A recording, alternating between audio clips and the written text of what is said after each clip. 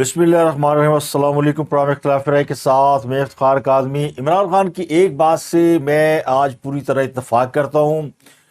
हाँ साहब ये कहते थे कि मैं इक़्तिदार से निकाला गया तो बहुत ख़तरनाक हो जाऊँगा, तो आज उनकी ये बात मुझे सच साबित होती हुई नज़र आ रही है कि उनसे ज़्यादा ख़तरनाक आदमी कोई नहीं है। उन्होंने इलेक्शन जीता है या हारा है, लेकिन उन्होंने इसको कंट्रोवर्शियल बना दिया है और इस मुल्क में बड़ी मुश्किल से इलेक्शन हुए, बड़ी मुशक्क़त से इलेक्शन हुए और जिस इलेक्शन पर 100 सवाल थे वो इलेक्शन हो गए। जिन इदारों पर सवाल थे उन्होंने इलेक्शन करवा दिए, जिन जमातों पर सवाल थे उन्होंने अपना थोड़ा बहुत या जितना भी था मैंडेट ले लिया, लेकिन इसके बावजूद इलेक्शन को मुतनाज़ा बना दिया गया। तो ये कमाल खान साहब का है कि वो वाकई ख़तरनाक हैं और इतने ख़तरनाक है कि वो किसी चलती चलाती दुकान को, चलते चलाते मुल्क को, कारोबार को, मईशत को, अखलाकियात को, मुआशियात को, सबको तबाह कर सकते हैं। तो ये हुनर मेरे कप्तान को ही आता है और मेरे कप्तान ने तो कमाल कर दिया। आज उनकी जमात जो है वो हारे हुए उम्मीदवारों को लेकर बैठ गई और कहा कि ये सब जीते हुए हैं और सब की जो है वो तकरीरें करवा दी, इंटरनेशनल मीडिया को बुला लिया, इंटरनेशनल मीडिया को चीख चीख कर अंग्रेजी में बताया गया कि हम जीते हुए हैं और तस्वीरें दिखाई गई मीडिया पर जो रिपोर्टें चली। और फॉर्म 45 जिसकी बुनियाद पर तहरीक इंसाफ जीती हुई थी, वो फॉर्म 45 या उसकी टोटल जो सम होता है या उसका रिजल्ट होता है जमा तफरीक, वो नज़र नहीं आया। तो मुझे ये लगता है तहरीक इंसाफ की प्रेस कॉन्फ्रेंस खाया पिया कुछ नहीं, गिलास तोड़ा 12 ने। बावजूद उसके कि मैं इस बात पर कन्विंस हूं कि तहरीक इंसाफ के लोगों ने वोट डाला है, बाहर निकले हैं और रज के वोट डाला है। इतना वोट डाला है कि तहरीक इंसाफ की पूरी क़यादत में से किसी को इस बात का यकीन नहीं आ रहा कि अभी तक उनको इतना वोट पड़ चुका है, लेकिन अपनी सारी मेहनत को ज़ाया कर रहे हैं किसी और तरीके से। और अभी तक वो जो कंस्ट्रक्टिव पॉलिटिक्स है वो हमें इमरान खान साहब की जानिब से नज़र नहीं आती। तो अब तहरीक इंसाफ ने जो आज बहुत ह्यूज किस्म की प्रेस कॉन्फ्रेंस की, उसमें उन्होंने क्लेम किया कि 85 नशिस्तें उनकी हैं, वो जीते हुए हैं और फॉर्म 45 के मुताबिक जीते हुए हैं, तो उनकी सीटों ने वापस की जाएं। जबकि इसके साथ ही एक और प्रेस कॉन्फ्रेंस भी हुई जो कि मुस्लिम लीग नून के दो तर्जमानों ने की, मरियम औरंगजेब ने और उनके साथ अताउल्लाह तालड़ बैठे थे और उन्होंने ये प्रेस कॉन्फ्रेंस की कि फॉर्म 45 जो दिखाए गए मीडिया के ऊपर वो थे जो स्क्रीनशॉट है, वो ओरिजिनल फॉर्म 45 नहीं थे। तो सवाल ये कि ओरिजिनल फॉर्म 45 को ज़मीन खा गई कि आसमान खा गया? इतना कौन सा बड़ा मसला है, ये कौन सी रॉकेट साइंस है कि किसी एक हल्के के तमाम 45 जमा करके एक एक करके दिखा दिए जाएं?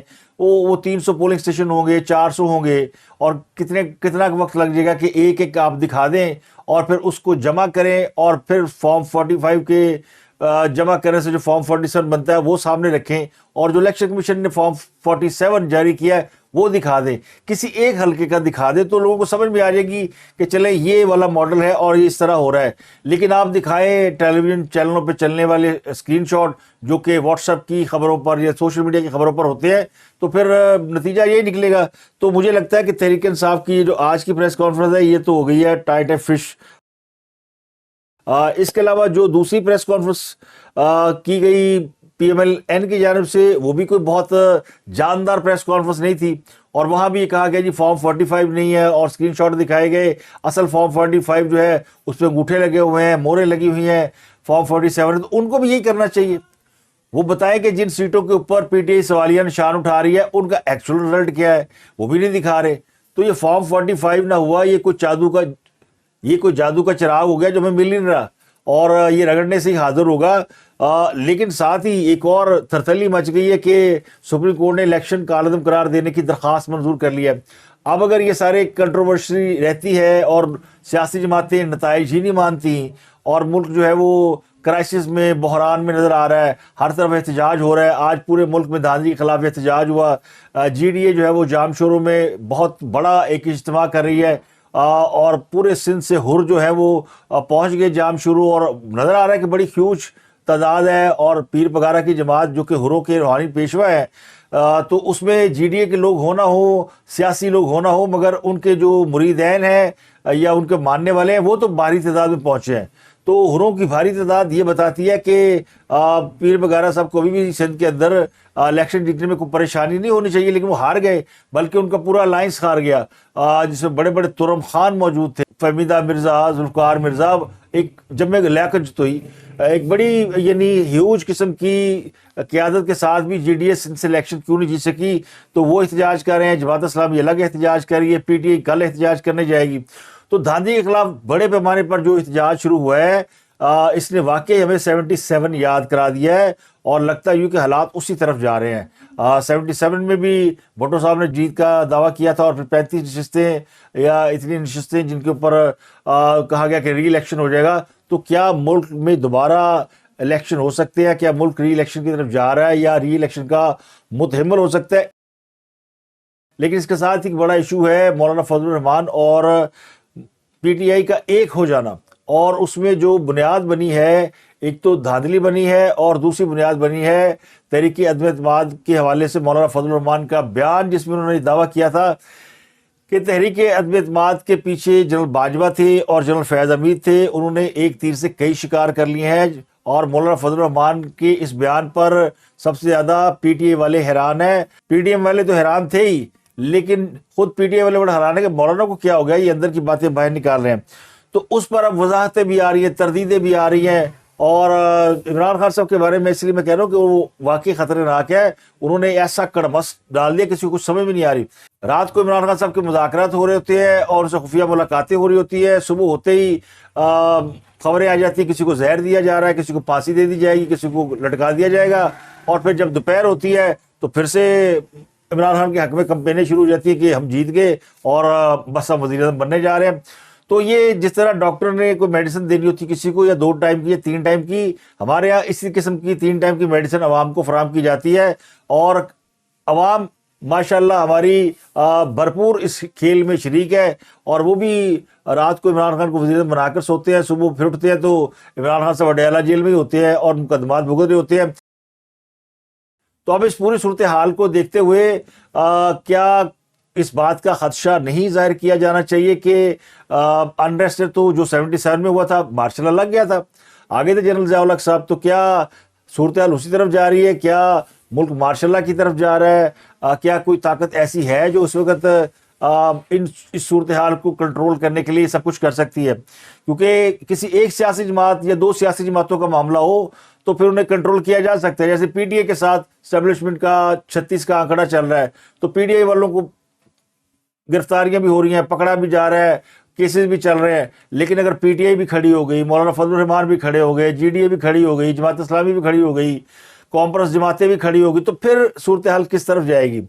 ये तो मुल्क के लिए बड़ा ही खतरनाक मरहला है। और इसलिए मैंने कहा 2 ही बातें हो सकती हैं, या तो फिर री इलेक्शन में जाना पड़ेगा या फिर आपको मार्शल लॉ लगाना पड़ेगा। और तीसरी सूरत हाल ये है कि सियासी जमातें मिल बैठे और अपने लिए 5 साल का जो रोड मैप है वो तय कर ले, जो होता हुआ नजर नहीं आता। मुमकिन है आज मुस्लिम लीग नून और पीपल्स पार्टी बैठ के मामले को हल कर ले, लेकिन मैं समझता हूँ कि पीपल्स पार्टी इस मामले में सबसे ज़्यादा कसूरवार है। जितना उसने इबहाम पैदा किया हुकूमत साजी के अंदर, बावजूद उसके कि जरदारी साहब ने बड़ा पॉजिटिव नोट के साथ काम शुरू किया था कि हम हुकूमत बनाएंगे और मुस्लिम लीग नून का साथ देंगे, उनके वज़ीर-ए-आज़म की हिमायत करेंगे, लेकिन एक टांग इधर एक टांग इधर, उसकी वजह से ये सारा कन्फ्यूजन पैदा हो गया।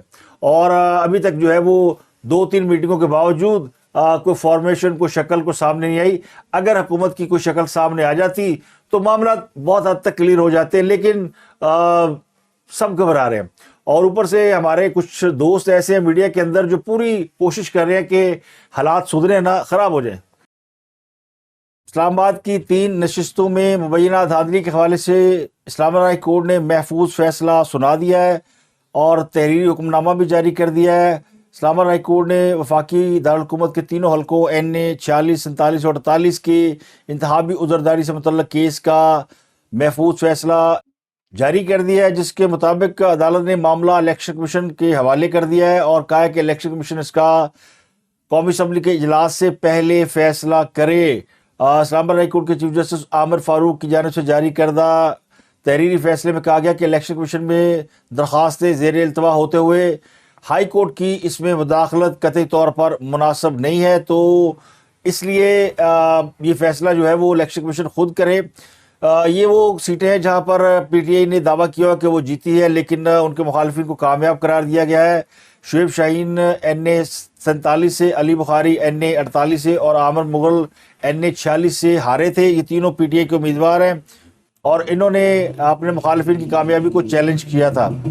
इसके अलावा NA 15 मानसेरा जहाँ से नवाज शरीफ हारे थे, वहाँ पर नवाज शरीफ की जो इंतहाबी उज़रदारी है वो बहाल कर दी गई है। और इसके साथ ही इलेक्शन कमीशन ने इसी हल्के की रिटर्निंग अफसर हाजरा समी को तब्दील कर दिया है। उनकी जगह पर जाकर जुदून को नया रिटर्निंग अफसर तैनात किया गया है। यहाँ से नवाज शरीफ PTI के उम्मीदवार राजा गश्तासप के खिलाफ हार गए थे और उन्होंने इंतहाबी उज़रदारी दाखिल की थी, लेकिन RO ने वो इंतहाबी उज़रदारी मानने से इनकार कर दिया था। तो अब RO ही बदल दिया गया है और अब दोबारा रिकाउंटिंग हो सकती है। PTI की जानिब से वज़ारत उज़्मा के उम्मीदवार उमर अयूब, उनको पेशावर हाई कोर्ट ने अबूरी ज़मानत दे दी है और उनको गिरफ्तार ना करने का हुक्म दिया है। उमर अयूब काफ़ी मुकदमात में रुपोश थे। अब चूँकि उनका नाम जो है वो आ गया है वज़ारत उज़्मा के इलेक्शन के लिए, तो उन्हें कौमी असम्बली में भी जाना है और वज़ारत उज़्मा का इलेक्शन भी लड़ना है, तो उन्होंने पेशावर हाई कोर्ट से अपनी ज़मानत करा ली है। इसके अलावा पंजाब से जो PTI की जानिब से वज़ारत आला के उम्मीदवार हैं मियाँ असलम इकबाल, उनके बारे में इतलात ये है कि वो भी बुरी ज़मानत के लिए अदालतों का रुख कर रहे हैं। लेकिन तहरीक इंसाफ ने इसके साथ ये भी दावा किया है कि PTI के नौमुंतखब MNA brigadier retired Aslam Gumman को अगवा कर लिया है और उमर अयूब की जानिब से इस पर प्रेस रिलीज जारी की गई है। उन्होंने कहा कि असलम गुम्मन को PTI छोड़कर नून लीग में शामिल होने पर मजबूर किया जा रहा है। असलम गुम्मन हल्का NA 47 सियालकोट से तहरीक इंसाफ के कामयाब उम्मीदवार हैं। तो एक तरफ जहाँ सियासी जमातें इंतखाबात ख़त्म होने के बाद हुकूमत साजी के लिए कोशिश कर रही हैं और कुछ जमातें इंतखाबात में धांधली के ख़िलाफ़ एहतजाज कर रही हैं, वहीं पर जो है वो एक बहुत ही बड़ी डेवलपमेंट हो गई। JUI और PTI एक दूसरे के करीब आ गई। कल इनकी एक मुलाकात भी हुई और PTI के लोगों का ये दावा था कि वो मौलाना फजल रहमान से मिले और उन्होंने वज़ारत उज़्मा के लिए उमर अयूब की हमायत के लिए मौलाना फजल रहमान से दरख्वास्त की है। लेकिन जो बाखबर ज़राए वो कहते हैं कि बात यहाँ तक नहीं रुकेगी, बात काफ़ी आगे तक जाएगी और PTI जो है वो KPK में मौलाना फजल रहमान के साथ मिलकर हुकूमत बनाने पर गौर कर रही है। उनके जमात इस्लामी से भी मुज़ाकरत हुए, लेकिन जमात इस्लामी ने इनकार कर दिया था उनको हुकूमत साजी में मदद देने से। लेकिन अब फिर जो है वो जमात इस्लामी से उनका राब्ता हुआ है। तो जमात इस्लामी के साथ अगर PTI की बात बन गई तो ठीक, अगर ना बनी तो फिर जो है वो ये JUI के साथ मिलके हुकूमत करेंगे और JUI के साथ शामिल होने से PTI को ये भी एडवांटेज होगा कि वो KPK के लिए जो मखसूस नशिस्तें हैं वो भी क्लेम कर सकते हैं। एक तो ये एडवांटेज हो गया, लेकिन इसके लिए शर्त यह है कि जमात इस्लामी के साथ उनकी बात ना बने, क्योंकि जमात इस्लामी भी PTI के साथ इस बात से नाराज़ है कि उन्होंने तकरीबन 6 सीटें जो है जो कि जमात इस्लामी जीती हुई थी वो PTI को दे दी गई है, जिनमें 4 कराची में और 2 KPK में शामिल हैं और जमात इस्लामी इन सीटों की वापसी का बाकायदा मुतालबा भी कर रही है। लेकिन जमात इस्लामी फिर से राब्ते में है और उनके साथ मुज़ाकरा चल रहे हैं। लेकिन मामला ये नहीं है, मामला है मौलाना फजल रहमान ने जो जर्नैलों के हवाले से बयान दे दिए और ये कहा कि तहरीक अदम-ए-एतमाद में जनरल बाजवा और जनरल फैज़ अमीन ने बड़ा अहम किरदार अदा किया और दोनों ने अपोजिशन को इमरान खान के ख़िलाफ़ खड़ा किया। अब ये मौलाना फजल रहमान ने जो स्टेटमेंट दिया है इस पर वो तमाम जमातें जो माजी में मौलाना फजल रहमान के साथ इत्तेहादी रह चुकी हैं, PDM का हिस्सा रह चुकी हैं या PDM के अलावा उनकी मौलाना के साथ अलाइंसेस बने हैं, वो सब इस बात से डिनाइल दे रहे हैं कि मौलाना फजल रहमान जो बात कर रहे हैं वो दुरुस्त नहीं है।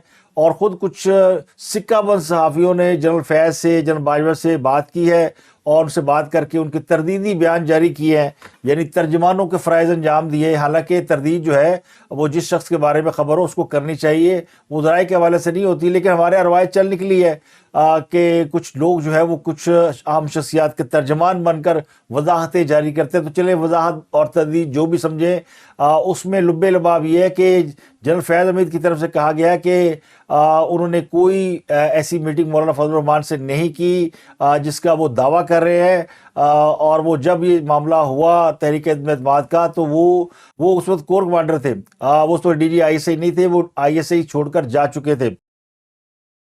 और जनरल बाजवा के जराए भी ये कह रहे हैं कि मौलाना फजलुर रहमान अपनी बात का कोई सबूत पेश करें कि कौन सी ऐसी मीटिंग उनके साथ हुई जिसमें उन्होंने मौलाना को इंसिस्ट किया हो कि वो तहरीक अदम-ए-एतमाद लाएं। जनरल बाजवा और जनरल फैज़ हमीद इमरान खान के कहने पर अपोजिशन लीडरों से जाके मिले थे और उनसे कहा था कि अगर आप तहरीक अदम-ए-एतमाद लाने का इरादा मुलतवी कर दें तो इमरान खान साहब री इलेक्शन में या नए इलेक्शन में जाने के लिए तैयार है। और ये दरख्वास्त जो है उस वक्त की जो पॉलिटिकल अलायंस था इमरान खान के मद्दे मुकाबल, उन्होंने ये मुस्तरद कर दिया था। उन्होंने कहा था कि नहीं, अब हम तहरीक अदम-ए-एतमाद ही लाएंगे। अब मौलाना फजलुर रहमान ने आखिर ये बात की क्यों, और इस बात पर ना इसको पीपल पार्टी मान रही है ना इसको मुस्लिम लीग नून मान रही है। और अगर ये दोनों मान भी जाए तो कोई हर्ज नहीं है, इसलिए कि इमरान खान साहब को किसी गैर आइनी तरीके से नहीं हटाया गया। लेकिन इमरान खान साहब का ये क्लेम कि उन्हें जनरल बाजवा ने हटाया, ये इस बात को भी नहीं भूलना चाहिए कि जनरल बाजवा ही तमाम सियासी जमातों को बुला कर और सहाफ़ियों को बुला कर ये कहते थे कि इमरान खान को लेकर आना है। तो इमरान खान को भी जनरल बाजवा लाए थे, और अगर जनरल बाजवा ने इमरान खान को भेजा है तो ये इमरान खान का और जनरल बाजवा का मसला है, ये किसी सियासी जमात का मसला तो है नहीं। लेकिन जनरल बाजवा इस बात से इनकार करते हैं कि उन्होंने इमरान खान को घर भेजने में कोई रोल अदा किया। मैं ज़ाती हैसियत में तो समझता हूँ कि जनरल बाजवा ने अगर किया तो बड़ा अच्छा काम किया, लेकिन वो इस बात को नहीं मानते। अब जनरल बाजवा की मुलाकातों के हवाले से मुस्लिम लीग नून ने आज चैलेंज कर दिया। मलिक अहमद खान ने प्रेस कॉन्फ्रेंस की और उन्होंने कहा कि मौलाना जो है वो अपनी इस बात का सबूत पेश करें। और दूसरा उन्होंने ये भी कहा है कि तहरीक अदम-ए-एतमाद के हवाले से सबसे ज़्यादा जल्दी मौलाना फजलुर रहमान को थी, क्योंकि मौलाना फजलुर रहमान इसे गैर मुल्की एजेंट समझते थे और कहते थे कि ये पाकिस्तान के लिए नुकसानदेह है। इसकी तायीद जो पीपल पार्टी भी कर रही है, और पीपल पार्टी भी ये कह रही है कि मौलाना फजलुर रहमान जो है वो बुनियादी तौर पर ज़्यादा एक्टिव थे। तो मौलाना फजलुर रहमान के दावों पर कई सवाल पैदा हो गए, और हकीकत भी यही है कि जब मौलाना फजलुर रहमान और जनरल बाजवा की मुलाकात हुई होगी, उस वक्त वाकई जनरल फैज़ हमीद डीजी आईएसआई नहीं थे, वो वहाँ से जा चुके थे। तो मुझे लगता है कि मौलाना फजलुर रहमान ने एक तीर से कई शिकार किए हैं। जनरल फैज़ हमीद का नाम लेकर उन्होंने तहरीक इंसाफ की तमाम जो क़यादत है उसके अंदर एक दरार तो डाल दी है, जो जनरल फैज़ हमीद के नाम के साथ जुड़े हुए थे और उनको अपना मोहसन और मुरब्बी समझते थे। अब वो उन पर उंगलियां उठा रहे हैं, क्वेश्चन मार्क उठा रहे हैं। तो ज़राए के मुताबिक लेफ्टिनेंट जनरल फैज़ हमीद उस वक्त थे नहीं, तो फिर कौन थे? तो फिर मौजूदा डीजी आईएसआई होंगे। एजाज सैयद की ये रिपोर्ट है जिसमें वो कहते हैं कि इस मुलाकात में तमाम सियासी जमातें मौजूद थी, जिनमें अख्तर मैंगल, शाहजहान बुगटी, खालिद मकबूल और दीगर लोग मौजूद थे। और ये भी मुलाकात है जिसमें जनरल बाजवा ने तहरीक अदम-ए-एतमाद वापस लेने का कहा था, और इमरान की पेशकश जो है वो सामने रखी थी। और ये भी कहा था कि इमरान खान साहब मुस्तफ़ी हो सकते हैं और नए इलेक्शन में जा सकते हैं। बिलावल भुट्टो और मौलाना फजलुर रहमान ये दो रहनुमा थे जिन्होंने इस बात से इनकार कर दिया था। अब मेरे ज़राए कहते हैं कि मौलाना फजलुर रहमान ने जो बात की है जनरल फैज़ हमीद के हवाले से, वो शायद वो बात करें जब उन्होंने इमरान खान के खिलाफ पहला धरना दिया था, लॉन्ग मार्च किया था, और फिर उनकी जो मुलाकातें उस वक्त जो आईएसआई के हुकाम से हो रही थी या फौज के सरबराहान से हो रही थी, उन मुलाकातों में मौलाना फजलुर रहमान से कहा गया था कि आप जितना देर चाहें धरना कर लें, लॉन्ग मार्च कर लें, लेकिन हुकूमत नहीं गिराई जाएगी। अगर आपको हुकूमत को घर भेजना है तो सिस्टम के अंदर रहकर भेजें। थ्योरी और है, वो ये है कि अगर आप देखें मजबूरी तौर पर मौलाना फजलुर रहमान की केपीके में सियासी हैसियत, तो वो बड़ी ही वाजिया पिक्चर नज़र आती है कि वो एंटी इमरान होकर सियासत करने में नाकाम हुए। उसकी वजह यह है कि वहाँ पर जो प्रो इमरान ताकतें थीं, जिनमें कालदम तहरीक तालिबान और किसी हद तक दाइश और ऐसे और स्प्लिंटर ग्रुप, ये सब मौलाना फजलुर रहमान के ख़िलाफ़ हो चुके थे और उन पर अटैक कर रहे थे। मौलाना पिछले दिनों अफ़गानिस्तान भी गए थे, वहाँ भी उन्होंने गुफ्तगू शनीद की, तो उन्हें इस बात का एहसास हुआ कि वो यानी एंटी केपी के लोग या एंटी पश्तून या पख्तून होकर अपनी सियासत को आगे नहीं बढ़ा सकते। तो उस मरहले पर उन्होंने सोचा ये कि खुद को डिस्टेंस कर लें। और अगर आप देखें तो ये जो 2024 का इलेक्शन हुआ है इसमें धांधली के इल्ज़ाम तो बाद में लगे, लेकिन मौलाना फजलुर रहमान जो पीडीएम के सरबराह थे उन्होंने इस इलेक्शन में ना पीपल पार्टी से कोई इत्तेहाद किया, ना सीट एडजस्टमेंट की, ना मुस्लिम लीग नून से कोई सीट एडजस्टमेंट की। तो इससे ये समझ में आती है कि वो पहले ही अपने रास्ते जुदा कर चुके थे और वो समझ चुके हैं कि अगर केपीके में उन्हें रहना है, सियासत करनी है, तो फिर वो झगड़े मोल नहीं ले सकते, वरना उनके ऊपर अटैक होंगे और उनको बचाने कोई नहीं आएगा। ये हकीकत है कि उन्होंने उनकी जमात के मुख्तलिफ लोगों के ऊपर अटैक हो रहा है। हाफिज अब्दुल्ला पे हुआ, एक नहीं 2 बार हुआ, और कई और उनके जो सरबराहान है जब इलेक्शन हो रहा था उस वक्त भी उनके जो पॉलिटिकल कैंप है उनमें बम ब्लास्ट हुए। तो मौलाना को प्रोटेक्शन कोई नहीं मिली। अब केपीके में अगर वो प्रो इमरान हो जाते हैं या प्रो कालादम टीडीपी हो जाते हैं तो फिर उनको कम अज़ कम उनको किसी हद तक सिक्योरिटी मिल सकती है। तो मेरा ये थीसिस है कि शायद मौलाना के ज़हन में कहीं ना कहीं ये बात है कि वो यानी दरिया में रहकर मगरमच्छ से बैर नहीं डाल सकते। तो बेहतर है कि वो चूँकि उनको ज़्यादा बड़ा हिस्सा चाहिए नहीं होता। बाज़ लोग कह रहे हैं जी मौलाना को सदर बना दें तो गल मुक जाएगी। तो मेरा ख्याल है कि मौलाना ने सदर बनना होता तो फिर वो सीट एडजस्टमेंट करते। तो ये उसी वक्त रूल आउट हो गया था कि जब वो किसी सियासी जमात के साथ सीट एडजस्टमेंट करने पे तैयार नहीं हुए और अब ज़ाहिर है वो धांधली का इल्ज़ाम लगाते हैं। तो धांधली जिसने की है उसने पीटीआई को जिताया, क्योंकि हारे तो मौलाना पीटीआई के लोगों से है। तो लेकिन पीटीआई के साथ जा रहे हैं, तो इसका मतलब समझ लीजिए कि मौलाना की कुछ मजबूरियां मुझे लगता है, और बाकी उनकी सियासत है, वो समझदार है। वो कोई भी मुझे नहीं लगता कि कोई मूव जो है बगैर सोचे समझे चलाते हों। और बाद लोग ये कहते हैं कि वो घुस कर मारने की प्लानिंग कर रहे हैं। शायद इसी वजह से आज 2 सवाल बाबर अवान ने भी कर दिए हैं और वो खासे तलख सवाल है। और वो कहते हैं जी कहीं आप रेट तो नहीं बढ़ा रहे। और फिर ये भी सवाल पूछा गया कि क्या वो फेडरल गवर्नमेंट को जायज़ तस्लीम करते हैं या इसमें अपने और अपने दीगर 2 बंदों के लिए नौकरी अप्लाई करेंगे, यानी कोई उनको अगर वजारत मिल जाए तो फिर वो उस तरफ चल निकलेंगे। तो ये मौलाना फजलुर रहमान और पीटीआई की जो मोहब्बत या नई पींगें चढ़ रही हैं उनके हवाले से जो पिक्चर सामने आ रही है वो ये कि मौलाना फजलुर रहमान या तो सच नहीं बोल रहे या अधूरा सच बोल रहे हैं। और दूसरा, उनका मामला सिर्फ धांधली नहीं है बल्कि अपना जो सियासी मुस्तकबिल है उसको भी सिक्योर करना है, जो कि उनका हक है। और तीसरा, जो ओवरऑल पिक्चर अगर आप देखें मुल्क के अंदर अगर बहुत सी सियासी जमातें धांधली का शोर मचा रही हों और तो फिर क्या चारे कार रह जाता है स्टेक होल्डर्स के लिए, इस्टेब्लिशमेंट के लिए, मुख्तदर हलकों के लिए, क्योंकि सारे ही शोर मचा रहे हैं कि धांधली हुई है। तो आज जो पीटीआई ने इंटरनेशनल मीडिया को सामने बिठाकर प्रेस कॉन्फ्रेंस की है उसका यकीनी तौर पर एक इम्पैक्ट आ सकता है। उसकी वजह यह है कि उनके सामने पूरी पिक्चर नहीं रखी गई और इंटरनेशनल मीडिया को वो ये साबित करने की कोशिश कर रहे हैं कि हमारे साथ ज्यादती हुई है और हमारी 50 से जीती हुई सीटें जो हैं वो किसी और को दे दी गई हैं।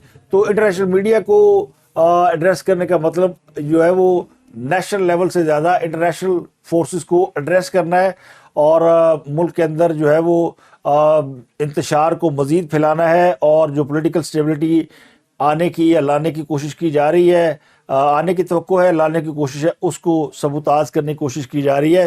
तो अब देखें जो जीडीए का धरना जाम शुरू हुआ उसमें भी जेयूएफए ने शिरकत की है। तो धांधली का इतना शोर है तो इस बात के खदशात तो रहेंगे और ख़तरे की घंटियाँ बजती रहेगी। अब अगर जो जमातें धांधली का शोर नहीं मचा रही वो मुस्लिम लीग नून है, हालांकि उनके बारे में भी लोग कहते हैं कि वो उनके साथ धांधली हुई है, यानी पीपल पार्टी भी शोर मचा रही है कुछ सीटों पर उनके साथ धांधली हुई है। तो जो हुकूमत बनाने की कोशिश कर रही जमातें वो भी कह रही है कि धांधली हुई है और जो हार गई हैं वो भी कह रही धांधली हो गई है। तो अब ऑप्शन क्या रह जाता है? तो ये मुल्क के अंदर जो सियासी बहरान है और ये बढ़ रहा है आहिस्ता आहिस्ता, अगर ये ज़्यादा बढ़ गया और इसको एड्रेस ना किया गया तो फिर वो जो 2 मैंने आपको बातें बताई है उनमें से एक बात ज़रूर हो जाएगी। तो अब तक के लिए इतना ही। आपसे मुलाकात होती है अगले वीडियो में। अपना गिरदुनवा के लोगों बहुत ख्याल रखिए।